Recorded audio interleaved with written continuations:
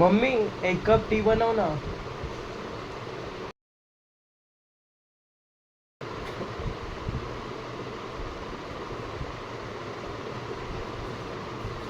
हा बोल ना.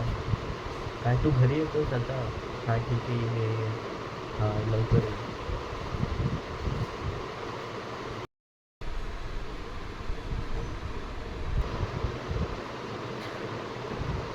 अरे आलास, ये बस.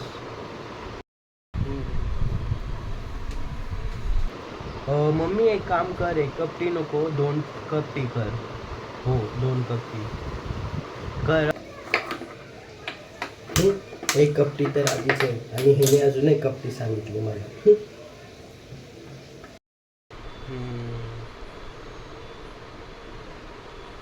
विशाल का नाही आला? नाही रे, त्याचं कॉलच नाही आला. आणि मला काय करायचं आहे त्याचं, कुठे कुठे आहे कुठे नाही. काय बाबा विशाल, कांडू यार. काय तू प्रेग्नेंट झालास? माणूस कसा प्रेग्नेंट होऊ शकतो? होऊ शकतात, त्यामध्ये फोकाची बोलत होते, ते काल बाप झालेत. आमची तुझ्या मित्राची काठी असेल, तू बोल ना काय मी सिग्नलवरती होतो आणि आजी जात होती. मला काही दिसलंच नाही, मी त्याला ओढून इथे आलो. काय तू ते हॉस्पिटल पण घेऊन गेलास काय? विज्ञानांचा केस होती, विज्ञानांचा विचार तू समजतं. आता तू जेलमध्ये तुला समजतं ना. तुला तर आता फक्त भाई चालू शकतो, सगळ्यांचा भाई, सल्लू भाई. अरे यार तू गप्प रे. आता तू मला नीट सांगितलं काय झालं. मला काय लवकर समजतच नाही, गाडी पण तिथेच लागली. एवढं लवकर झालं की मला काय समजतच नाही. कॉल येतोय, मला वाटतं पोलिसचा कॉल आहे. घे उचल, तुझा कॉल बघ. मी उचलतो ना, मी उचलतो. हॅलो. नाही माझी कोणतीच भरून करायची गाडी नाही. तू तिथेच मला स्कूटी आणि ते परत आला. तुला गाडीचा करायला सांगते, काय करत होती तू मला सांग विशाल. तू तिथेच का नाही थांबला? लागले रे आता. काय करू, मला काहीच समजत नाही आता. कुणालाच नाही समजणार. मी तर ऐकलं पोलिसवाल्याला म्हणतात. मी तर ऐकलं ते पोलिसवाल्याचं खालून दांडा टाकून तोंडातून काढतात. आणि एवढे तुझे चित्र लाल करणार ना, ॲज रेड ॲज मंकी. त्या गाडीचा रजिस्ट्रेशन नंबर आहे? नाही. 5 महिन्याची जेल. पोल्युशन नंबर आहे? नाही यार. 2 वर्षाची जेल. हे विशाल, लायसन्स आहे ना? नाही. आज जन्म काळवास. इसको बोलते हैं उठता वकील अपने बुंदों में लेना. हेलो तीर आ जाओ. ह्याला बोलतात उठता वकील आपल्या बुंदोमध्ये खेळला. मी काय आलो सिग्नलवरती भाजी आणायला गेले, ते बिघडलेले मुलं मला ठोकून गेले आणि विचारलं सुद्धा नाही की कशी आहात तुम्ही. थांबले सुद्धा नाही, पळून गेले.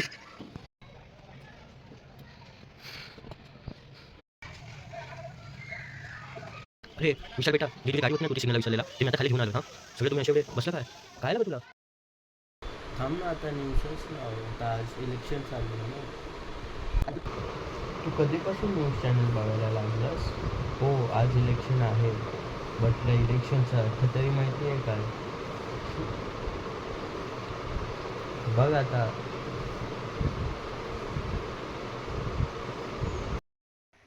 अखेर जनतेला कोणाला पाहायचं आहे पीएमच्या गादीवरती बसायला? हा मग एवढा चिडतो कशाला? मी फक्त विचारलं आहे ना. मला माहिती आहे इलेक्शनचा अर्थ. ठीक आहे, आपण PM ला वोट देतो, कळलं ना? आपण PM ला वोट करणार. हां, तो तर काय बोला, MP ला वोट करणार ना. आपल्यामध्ये कोण MP उभा राहील? MPचा फुल फॉर्म माहिती आहे ना तुला? MPचा फुल फॉर्म मध्य प्रदेश.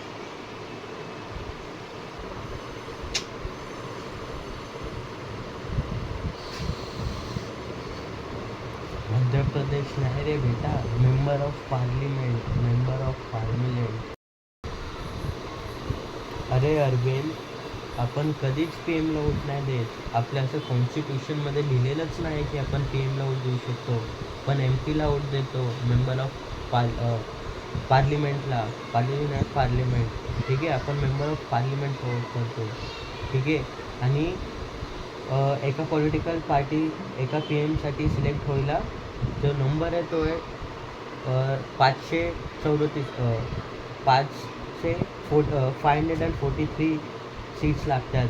जर हे पॉलिटिकल पार्टी आणि जे पॉलिटिकल पार्टी जिंकायला लागते ना MP साठी, ती असते 272, 272, ठीक आहे.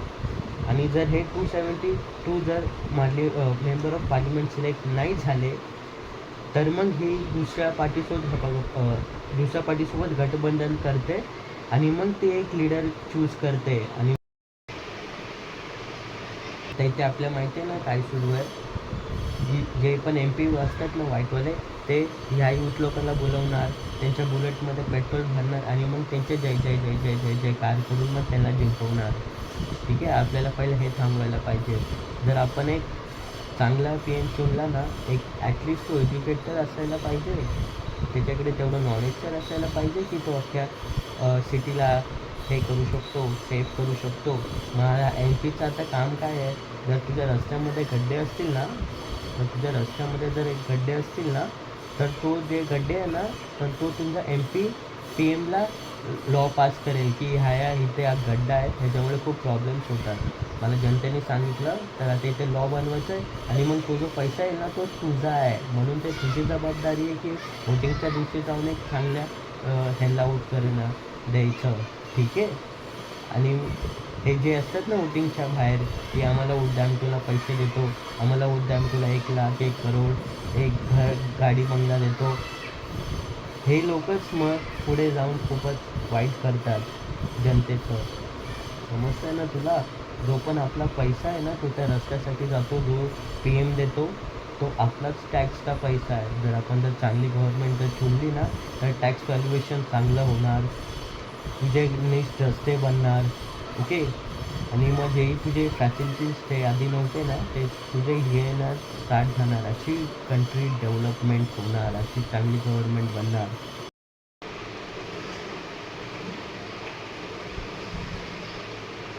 पॉवर आहे आपल्या वोटिंगमध्ये, ठीक आहे. म्हणून चांगलं PM चुनायचं, चांगला नगरसेवक चुनायलाच पाहिजे. आता तुला समजत कसं नाही.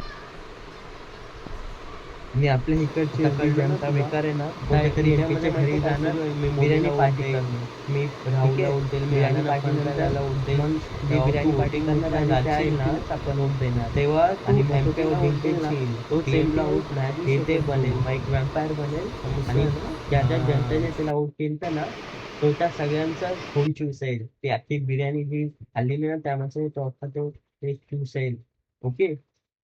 आणि मग ह्याच्यामुळेच मग घाण MP बनतात. मग पुढे मग सरकार खराब होते, ओके. आपल्या वोटिंगमध्ये एवढी पॉवर आहे. आणि जे लोक पण वोट नाही देत ना, ते समजतात की पॉलिटिकल पार्टी बेकार आहे, गव्हर्नमेंट बेकार आहे. ते लोक सगळ्यांमध्ये छोटे असतात, ठीक आहे. जर तुम्ही मेंबर ऑफ पार्लिमेंट बोलणारच नाही एक चांगला, तर चांगली सरकार कधी बनूच नाही शकणार, चांगली गव्हर्नमेंट कधी बनणारच नाही.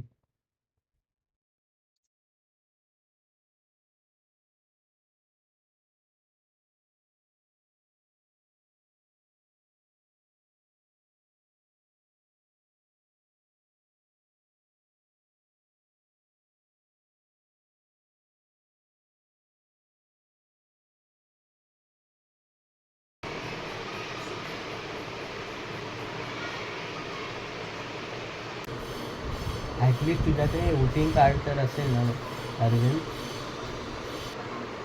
तुमच्यासारख्या लोकांमुळेच झाला खान गव्हर्नमेंट रे. पण गव्हर्नमेंटला ब्लेम देतात, चांगली होत आलीच नाही. जेव्हा तुम्ही इलेक्शनच्या दिवशी घरी पबजी खेळणार, छोटीशीच प्रोजेक्शन आहे, बनवून घे लवकरात लवकर, ठीक आहे.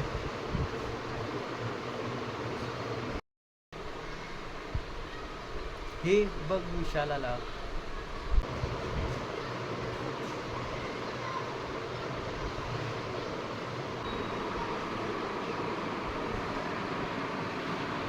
विशाल दी ग्रेट का स्वागत नाही करोगे आप लोग. मला माहीत होतं तू विशालला बोलवणार नाही, म्हणून मीच त्याला कॉल करून इथं बोलावला. बोल ना विशाल, एवढा टाईम काय आलं तुला. सोड यार, लागलं उशीर, आता काय करणार. काय आलं अथर्व, सगळं ठीक तर आहे ना. मला माहीत होतं थोडा टेन्शनचा माहोल असेल, म्हणून मी पार्टीसाठी एक बंदोबस्त केला आहे. जो बाजूचा जो विधायक आहे ना, त्याने आपल्याला पार्टीसाठी बोलावलं आहे. भरभरून स्टॉक आहे आता मोठा.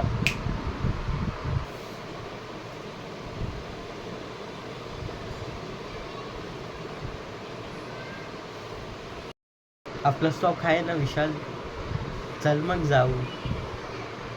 अरे हो, मग काय, आपला रेग्युलर स्टॉक तर.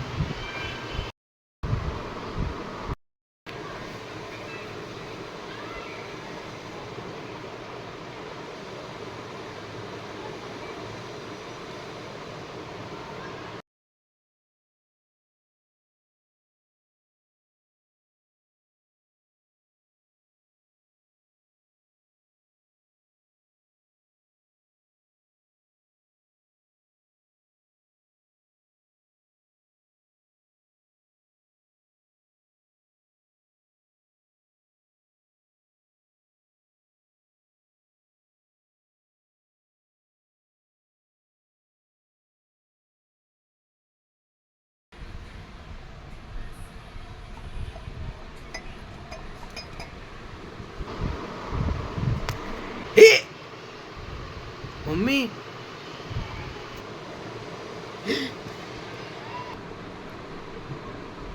तुम्ही पोरांनी तर माझी वाटच लावली, आता तुमच्या तर.